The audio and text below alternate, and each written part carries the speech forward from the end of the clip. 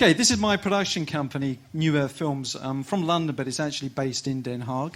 And we specialise in adventure, culture, environment and wildlife documentaries. Most of my clients are the BBC, National Geographic and quite recently Discovery Channel. Now I'm going to talk tonight about a very peculiar expedition that I was involved in. I was working in London and I got this SMS. It says, have been asked to guide a blind climber on Everest. We leave in 4 weeks. Do you want to come? I was thinking, oh my God, 4 weeks to prepare a documentary shoot on Everest. Well, I thought, you know, here I am as a producer of adventure. Why not? Let's do it.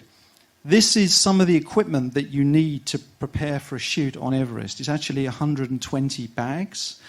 Each bag is about 30 kilos. And it had our film cameras, our tents, our ropes, our oxygen, our food.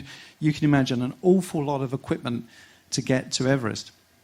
Now, this man was from Stuttgart in Germany. He was a doctor. This was taken in Kathmandu. What was special about him, Thomas, is that at sea level he had perfect vision, but as he would go higher in altitude, he would lose his sight. And this was caused by a brain surgery that went wrong. I don't know who that is. Oh, it's me. Yeah. We were on the north face of Everest. Most people think of Everest in Nepal, but we were actually in Tibet, in China.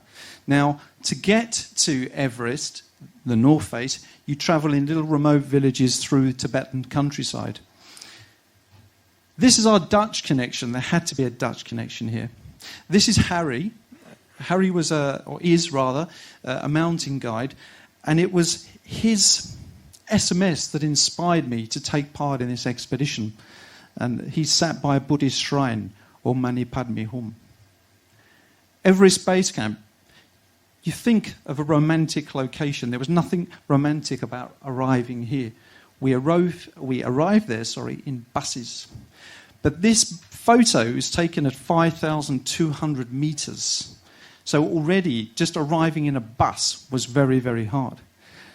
Now, the next day, the weather cleared, and we were left with the beautiful, iconic view of Everest in the background, the high, high mountain.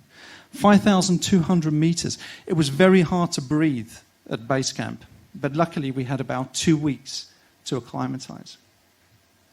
Now, if those of you that are familiar with Buddhist cultures, it's very important to do a blessing before you do any expedition. And this is called a Puja Ceremony. Basically, everything that we used on the expedition was blessed. Our ropes, our ice axes, everything. And it would turn out that we would need this blessing. This photo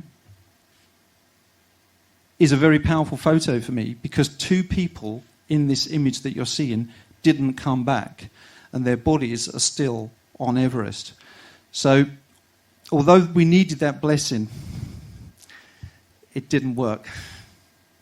This is me wearing the latest towel on my head. You can buy that towel in Sport if you wanted. It's ideal for blocking off those ultraviolet rays. But this photo was taken at about 6,000 meters. And at that point, I didn't feel so good. 6,000 meters is pretty high. The oxygen is very, very hard to breathe. If you have a phobia with heights, this is not the place to go.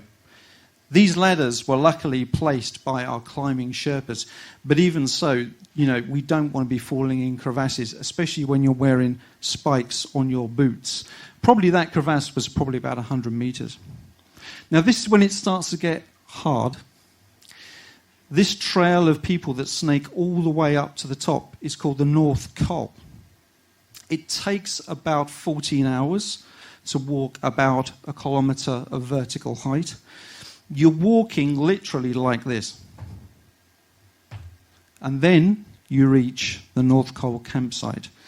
This is 6,200 meters. In the distance, you can see the summit of Everest. That's about another 3-4 days away. So that's a long way away, bearing in mind you're going very, very slowly. At this point, we needed oxygen. I think this photo is now 6,900 meters, and we're wearing oxygen.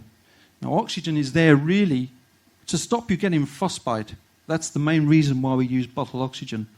It's also a good commercial for the North Face tent. This photo was published in National Geographic magazine, so we were quite happy with this photo, and so are our sponsors, actually. This is Thomas on the left, wearing the latest in oxygen masks, and of course, Pemba, being Nepali, doesn't need oxygen. This is about as hard as it gets on Everest. Most people in this room could probably do this. It's about 30 meters of rock climbing. The problem is it's about 8,300 meters above sea level, and everything you do is a massive, massive attempt. I love this photo. Tomorrow I'm flying to London at an altitude of about 23,000 feet.